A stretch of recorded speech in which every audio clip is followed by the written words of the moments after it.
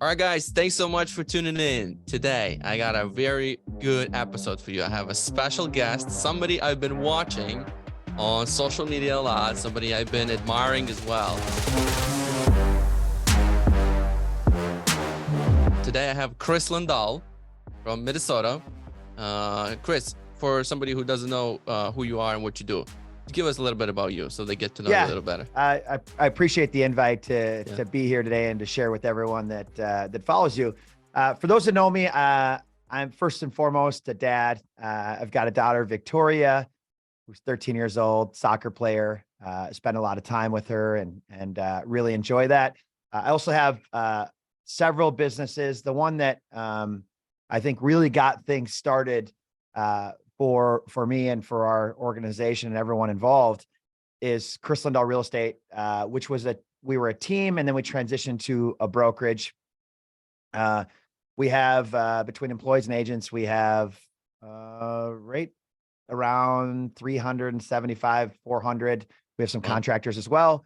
Mm-hmm. And it's, we've been on this journey of learning. I think like a lot of people, very fortunate for the people that are around me and that I've had the opportunity to learn from and mentor. So if there's anything I can share that maybe we went through today, I'd be glad to. Yeah, you're running a brokerage, and how many deals you did last year? What's the total number of deals? Every year we're right around, anywhere from, I think the last Real Trends, we were over 4,000. Does fluctuate. A lot of it has to do with supply.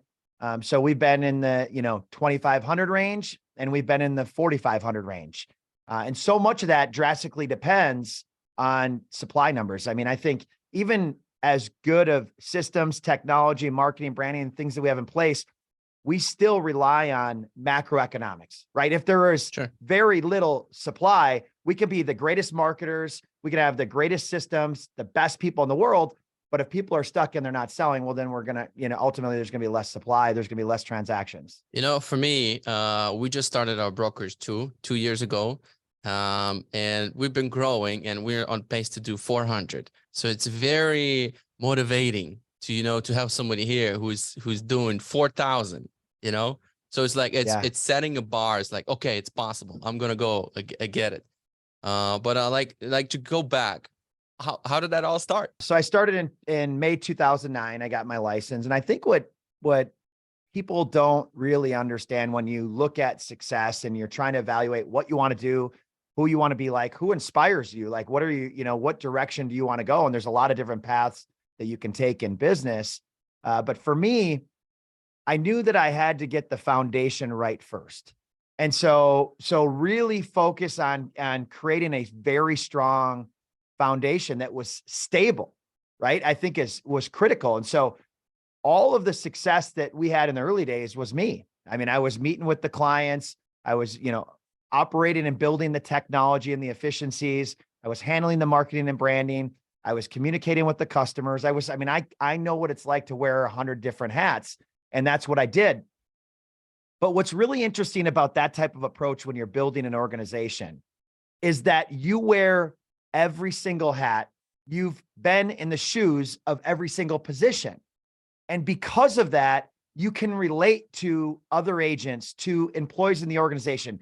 You know what it's like to do that job. You know what the highlights are. You know what the challenges are. You know where the pain points are. And so I quickly realized that the way that real estate was being conducted was very inefficient. And as I wore these different hats, I saw just how challenging it was for a customer, how difficult it was for an agent and for an employee. And so I started building process around the challenges that I saw as I was in the day-to-day. And I think that's a fundamental difference when you think about people that build businesses. A lot of times people come in and they want to wave the magic wand and where's the easy button to push, right?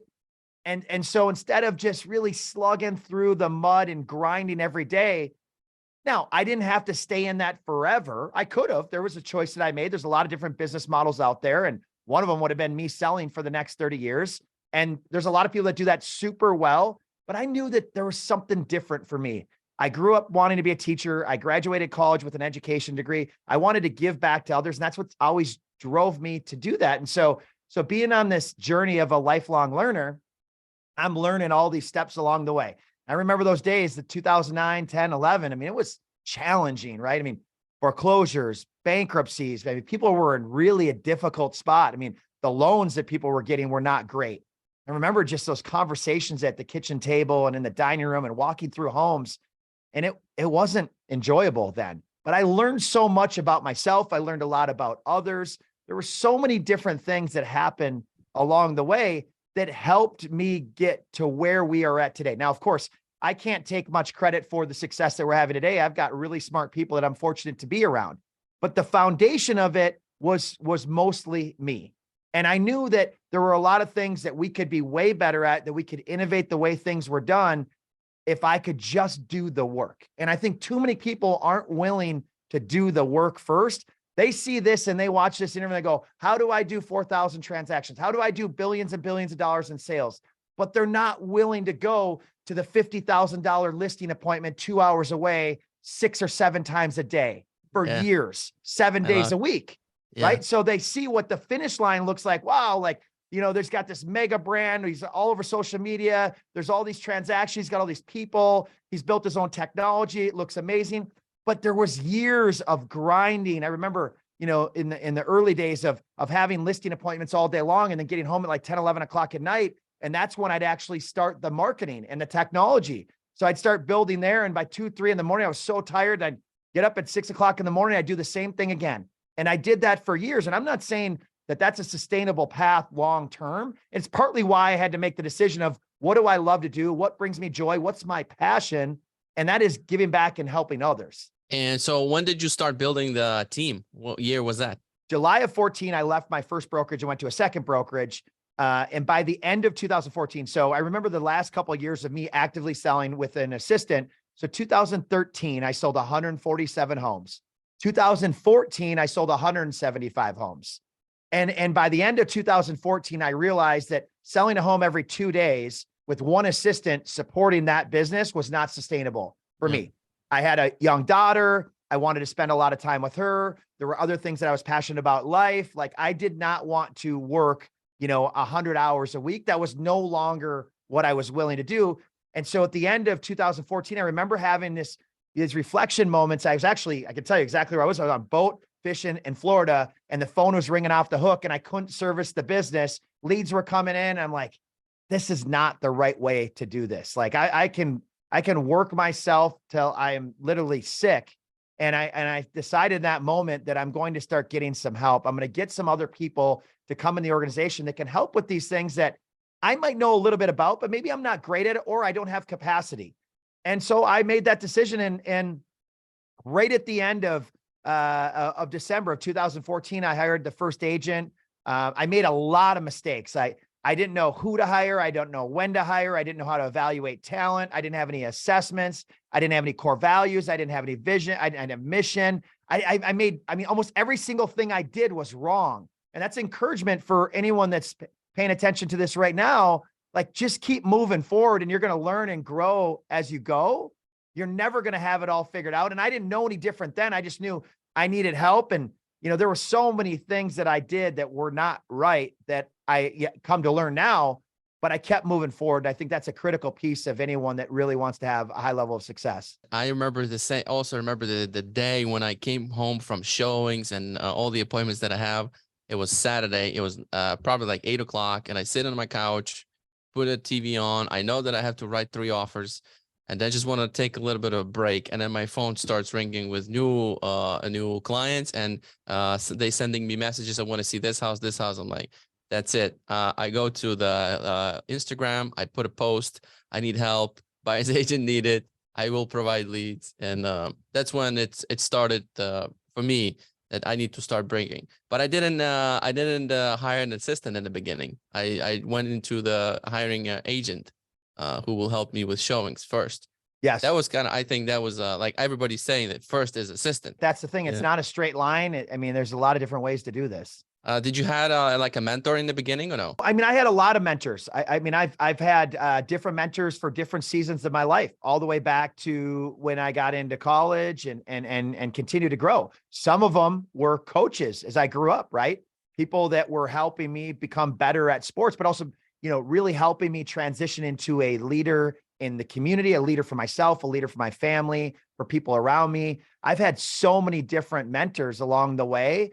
And I always love having mentors that have been where I'm going. And I think that's the most understated thing in all of professional and personal development. I see this all the time. There's all these gurus that are posting courses, posting masterminds, posting things online every single day, just flooded with, let's sell this, let's sell this, let's sell that. And a lot of times those people that are selling these courses or creating those courses haven't actually been what they're teaching. They haven't been there. Right. And I think that I don't think that's right. Right. Yeah. And of course you could make the argument that there are some great coaches, I mean, in sports and in business that have actually not been in that, have not followed that same path. I mean, I think of like you could have like a Belichick or a Saban or some of those that maybe they didn't play to the same level that they're coaching at, which that's why I said earlier, I mean, there really is a lot of different ways to do this. I just know for me, finding a mentor that has been where I am and where I am going seems to be a shortcut, as opposed to hiring someone that's never been where I am, that's coaching me based on theory and mentoring based on what they think might happen. Right? That's a very different thing. And there's a lot of great coaches that do that type of work and mentors that really add value there.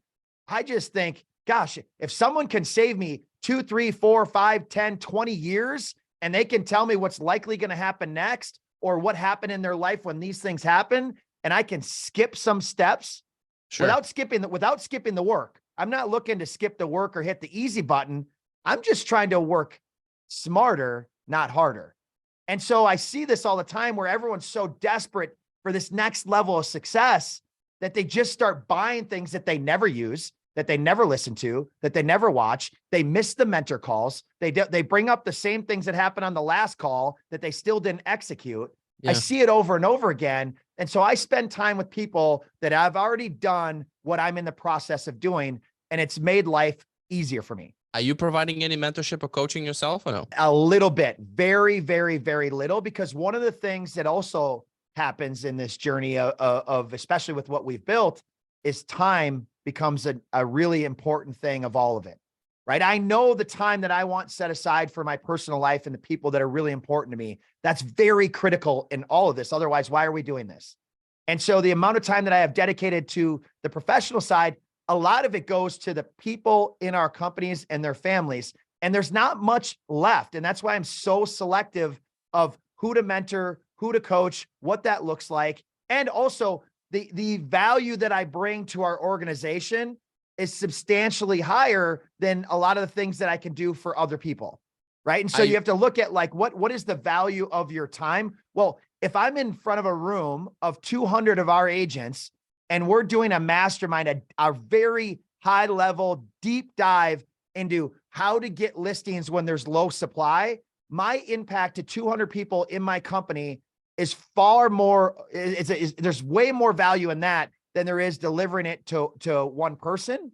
The impact, the lives impacted in that scenario, just so much stronger inside our organization. And there's also distraction. So one of the things that I've been really good at is staying super focused. I see a lot of people in our industry right now and in other businesses that are so distracted, right? This shiny object, that shiny object. I want to be this. I want to be that. I'm going to do this. I'm going to do that. Let's roll this out. Let's roll that out. And they never do anything great. Yes. And there's power in being super focused. And so that's why I don't mentor very many people. I'm super selective.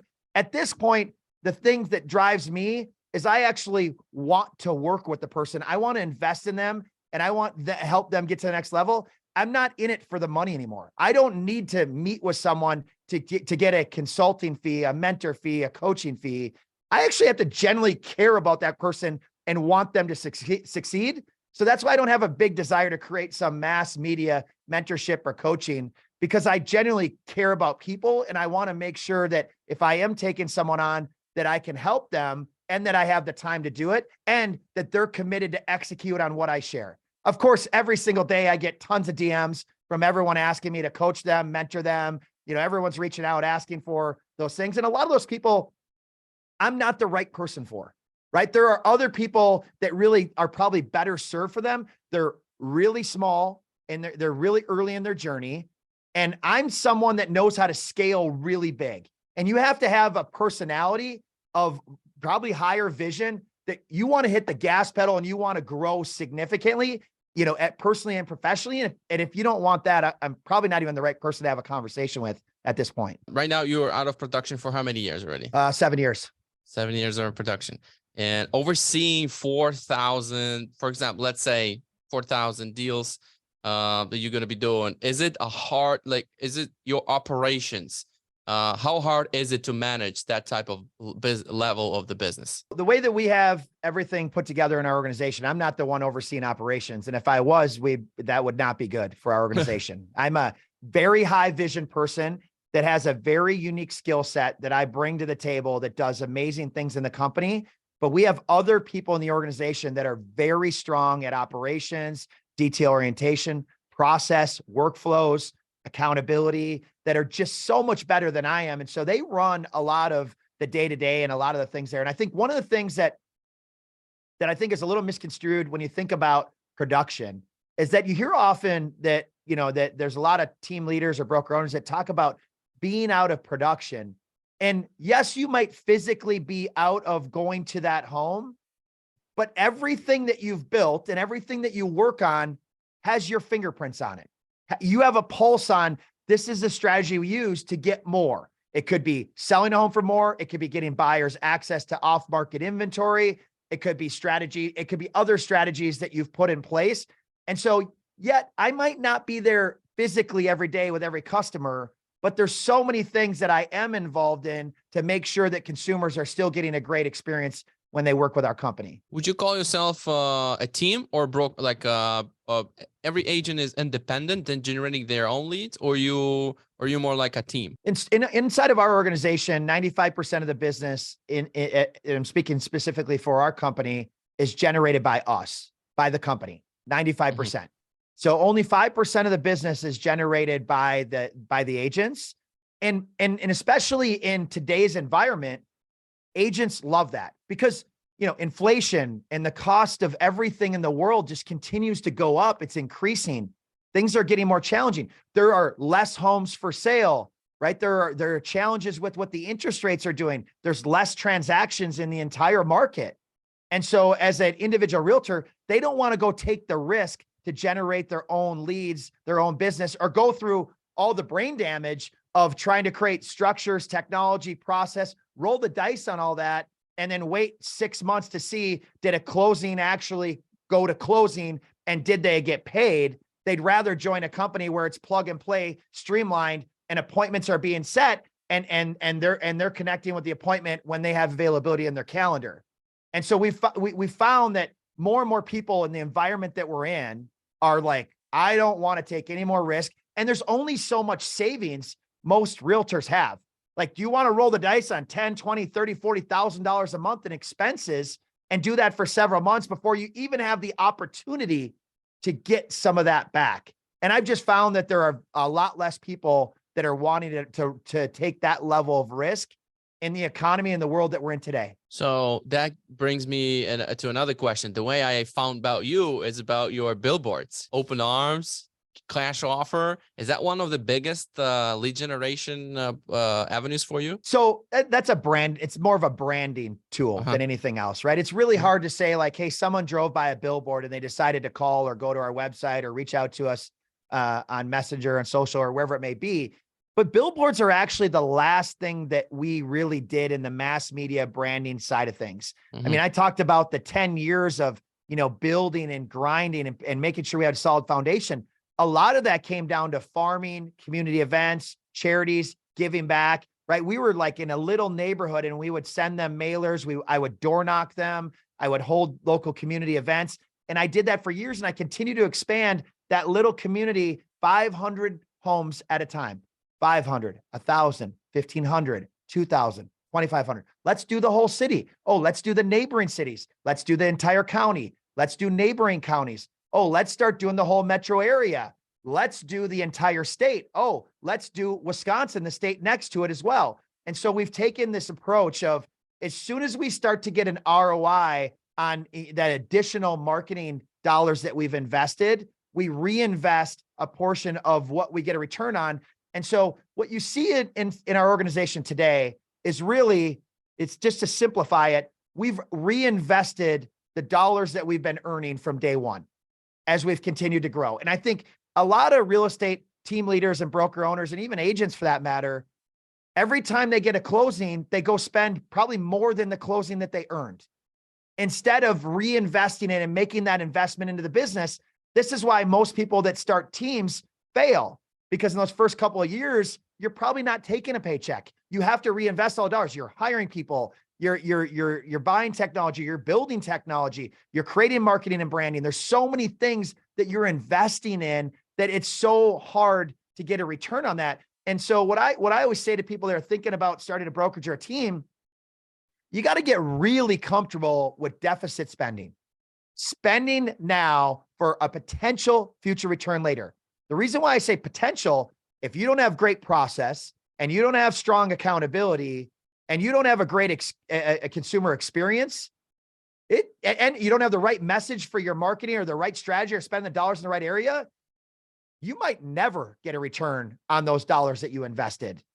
And so there's just not a lot of people that want to venture into those waters, especially in the environment we're in today. But, generating so many leads, that's a huge budget, that's a big risk taking every month. Yeah. Right. It's perspective for someone like myself that's in that vision seat of branding and marketing and doing all that. I've spent years and years and years and thousands and thousands and thousands, probably tens of thousands of hours teaching myself marketing, understanding branding. And so when we do something, I don't see it as a risk anymore. I see it as an investment into our customers, into our agents, into our employees, and all the families that are connected to all of them. I know that when we do something, I know almost exactly what's going to happen now, but that comes with experience. It also comes with a lot of learning opportunities. I've had a lot of things not go well.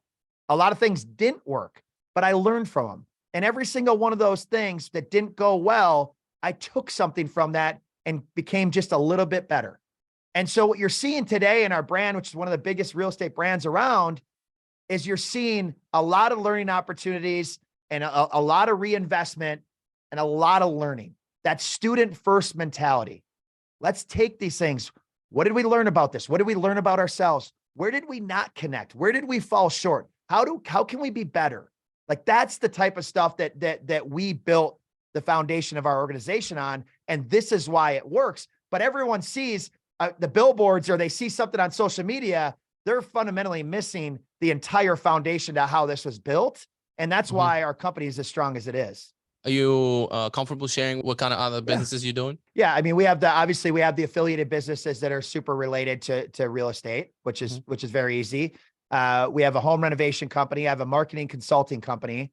There are a lot of people that are, thinking about how to build a brand, how to have the right message, how to connect, what areas to spend dollars, where can they ensure that if they spend dollars, they're going to get a good return. I've already done all that. And I've done every single marketing thing that you can think of. And so there's a lot of different consulting things that I'm doing. And that's why I said, I got to be very selective with my time because of that. And then there's plenty of other companies that I'm an investor in where I might be a silent investor in, but anywhere where I can add value, where I think I can deliver something that will help people grow, I'm interested in, but I always evaluate up front, what is the time commitment going to be? Not because I'm selfishly trying to make sure that I keep myself in alignment, but I also don't want to overcommit and underdeliver for someone else. Yeah. So I don't want to say I'm in on this or I'm in on that and then not show up or not be able to execute. So I'm just very cautious and very selective. And it has to be a massive opportunity for me to deliver value, for me to say yes today. When you just started the business, did you think you're going to go that far? I don't think anyone does, right? I mean, I think when I started, when I first started, I was happy I had a job and I was happy that I was having success. But as I started growing, I started spending time with people that were really successful in life and were really great human beings and amazing leaders. I started realizing like, I think I can do a lot more than I ever thought I could. And now as I learn more and I've been fortunate to have some success, it starts to increase the confidence level, right? And you have other people around you that are encouraging, you love being around. You're like, wow, like if they can do that, I can do a little more, right? And you have people in your life that are inspiring you, like, you should do this. Have you ever thought about this? And so you push yourself a little more because the people around you. And so for people that are here today, like, start asking yourself questions like, are the people around me, are they inspiring me to do more? You don't want to be around the people that are like, do this, do that, do that. No one listens to anyone that says, go do this. You want to be around people that inspire you. Like, you're around, you're like, gosh, there's just good people around me doing great things in the world. And I want to do more of that. What do you think is like the proper way to go with the team? Go organically, provide leads for every single team member, or should you start building a team, or man, you're not ready yet? Very interesting question with a lot of different avenues and different ways to answer it. I think it all depends on the perspective of the potential team leader. Mm-hmm. What do they want for their life? What do they want for the people around them? I've found a lot of people that get into that team leader role that are motivated by money don't do very well, right? Because if you think about it, if they were a very successful agent that did really well, which is, by the way, there's a lot of team leaders that weren't successful agents when they started a team, but if they were, you're going to make far more money for quite some time. It's not even close selling.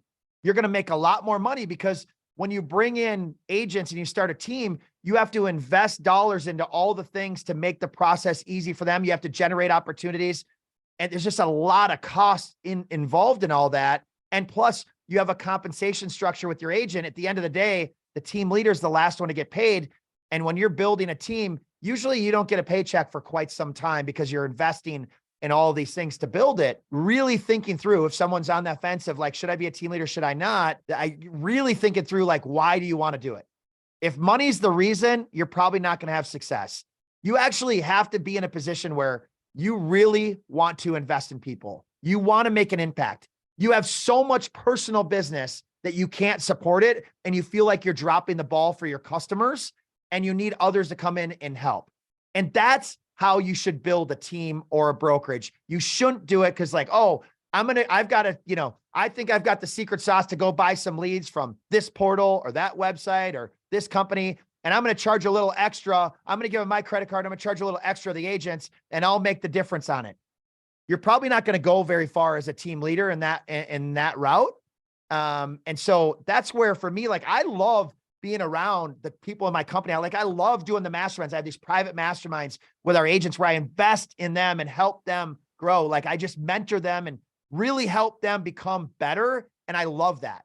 And they also, I know in the marketplace, no one in the marketplace can offer what I can, because no other broker or team leader has been on the same journey, right? The things that I've been through, the things that I've done are very different than anyone else. And so when our agents get access to that, and they're not paying me what it would cost to hourly consult with me, that's a part of the value of being inside the organization. And so I'm really helping them grow, but I'm so passionate about that. And I just seen a lot of team leaders aren't like, they don't even want the agents to bother them. They're like, why are you calling me? Call someone else. Like, they just don't have that in them. I'm not saying it's right or wrong, but that's just who I am. And so I've just found, like, the more people that come into my circle, like, I love it. Yeah, that's what I'm so glad to hear this from you, because that's what I'm going through right now. Like, whatever money I made as a single agent, having up to, I think, 15 agents it's even less, because it takes a lot of time from the production. You have to invest back into agents, the training, the mentor, they're looking for agents, and optimizing. Like, right now, I'm the only guy who's kind of controlling everything. I don't have anybody who is helping with operations like you have. So I'm like, I have so many hats that I have to wear and care about a lot of things. And I want to, if I can say something real quick, just on that point for a lot of people that are listening. Yeah. That's what a normal business feels like and looks like when you're in that startup phase. And startup could be the first 5 years, the first 3 years, like, you're doing the right things. And a lot of times when people are starting teams, they don't have the budget to go out and hire 50 people to run operations and run sales and run marketing. So you have to do a lot of that, right? And so that's totally normal. And I think some people aren't willing to do the things that you just said you're willing to do. They want the easy button, and starting a team is not the easy button. And I think too many people over the past, several years, it becomes so glamorous. I think just there's so many people think that it's like the easy way to do it, and it's not. You're talking about the money. It's definitely, I would probably, if I was focused on the money, this thing would be shut. For sure. It's not there. In life too, you mentioned about the money, and it's like legacy is a big conversation in the world. Purpose, mission, like, why are we here? We're here for such a short amount of time. What are we doing with our life? What do we want it to look like? If tomorrow was our last day, what would our headstones say? What would our obituary say? And you start thinking about those types of things, and those are just way outweigh anything about money or how much or how little. Like, all of that is so irrelevant. It's the impact that we get to make in people's lives, and the impact that they make on our lives. And that's what I love about the team and the brokerage setup that we've built. That's why I have you on the podcast. So for listeners, this is why I wanted you so bad on the podcast, because I know how much value you can bring here. In the beginning, when I was just in the business selling, I didn't know that I would like coaching and mentoring and helping agents. I thought that, I don't care about that. I just want to sell. But starting doing that, I like it, and then I'm discovering this. Wow, I actually enjoy it instead of, being in production. But I'm still in production, I'm still selling actively. Everyone would say, and I remember in my early days when I had nothing, people that have money, it's very easy to say that time is more important. Because, of course, someone that has money and that is set up and in a good spot financially and has resources is going to say that time is more critical. So I always think about where I want to be when I'm 70, 80 years old, and having conversations with people that are in sort of that age range. What would they do differently? Give them some options. And so asking questions like, hey, you're worth X dollars. Would you give all your money away to go back 25 years? And what you find more often than not is people say yes. Yeah. As surprising as that is, a lot of multimillionaires that are at the end, they're like, you know what? I'm calling it a day. I'm doing the things, it's retirement. I'm doing the things that I want to do, maybe a little consulting on the side, but every single one of them wants their time back. None of them say, gosh, I wish I could have went and made another 10, 20 million, 5 million, a million, 100,000, whatever the number is. They always say, gosh, if I just would have had a little more time. Mm-hmm. And you find that over and over again. And there's so very few people that say that if they went back in time, that they wanted a lot more money. They always say, they always say the other one. And so I've always remembered that. Yeah. In the beginning, also, I was working 24/7. I wouldn't care about time, but now I care about time a little bit more. Of course.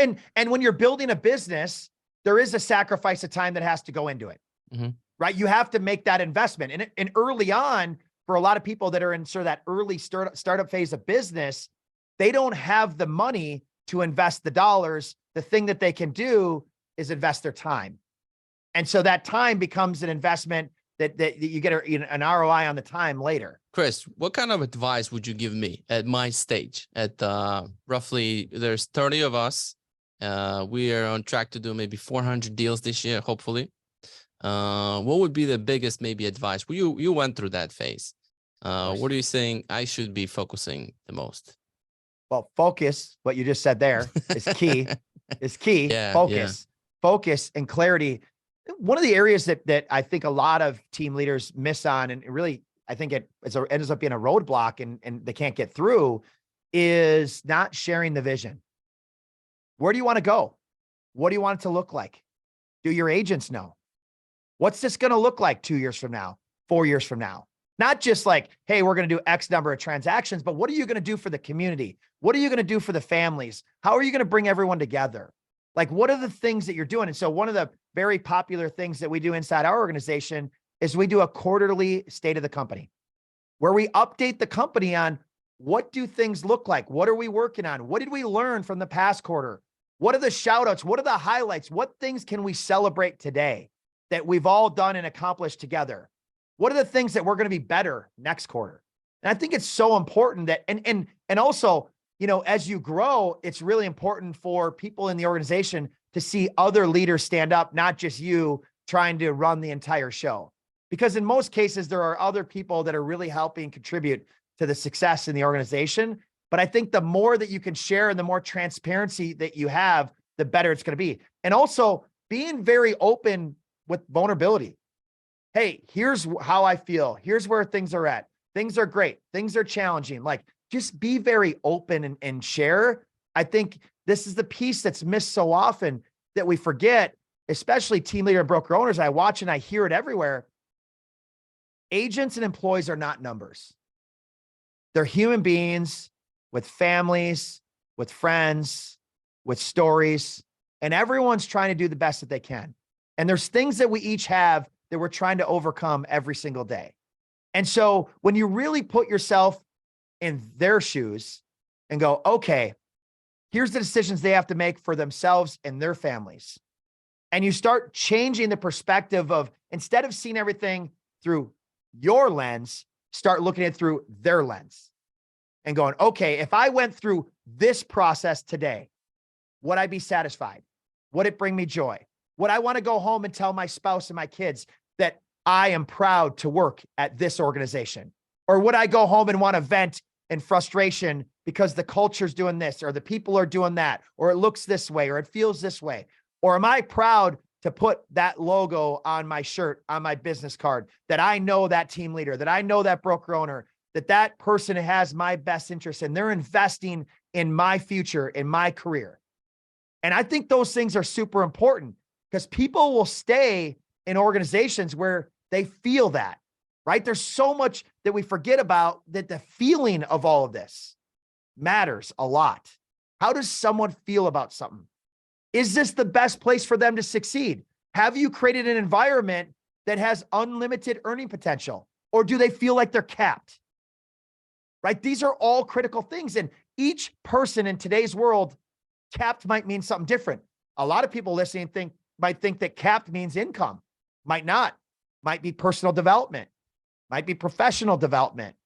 Might be just learning real estate. Might be free time. Might be traveling. Might be family. Might be hobbies. A lot of different things to different people. And I think one thing that we've learned over the past several years is that everyone is motivated differently. Some people want freedom and flexibility and work from home often. Others want to be in the office all the time. Some want some sort of hybrid approach. We're all unique human beings. And the more that we can remind ourselves of that, like, I understand how they're feeling. I know why they're thinking this way. You have to really lead with that empathy, and you have to put yourself in each person's shoes, and you'll be a better leader and a better friend because of it. Thank you so much, Chris, for coming on. I know your time is valuable. Thank you for giving us good lessons and good tips. If somebody wants to follow you and find you, good place is Instagram, right? There's Chris Lindahl. They can find you there. Doing a lot of content lately. A lot of content. So yeah, and I'm doing a lot of training for realtors and team leaders and broker owners, free training, 2 videos a day. I've been doing content and videos and connecting with our company for 10 plus years. I've just never put that content out publicly before. Right. So I decided, hey, I've got a abundance mindset. I want to help as many people as I can. And you see a lot of it. I mean, I'm not sharing like, hypothetical stuff. I'm sharing like real world good stuff that if you listen to that every single day will change your business. Right. And so the more that I put out there, the more that I give, the more that I'm going to grow as a human being. Yeah. The better communicator I'm going to be. I'm going to learn more about people. I get so many DMs from so many people in the industry, like feedback, questions. I love it. I live for it. I mean, that's what drives me. Yeah. And so connecting on Instagram, connecting on Facebook, it's just Chris Lindahl, my name. Sending me messages of any questions maybe I didn't answer here, or thoughts, or even when we share this, leaving notes in the comments. I read everything. I love feedback. I love growing. I love just learning. It's just an amazing tool. I mean, knowledge is power, right? And the more information that we have, the better that we're going to be. Follow Chris for more content. And Chris, thanks so much. It was a pleasure doing an episode with you. I'm so grateful for the invitation. Thank you. Thank you. Thank you. Bye.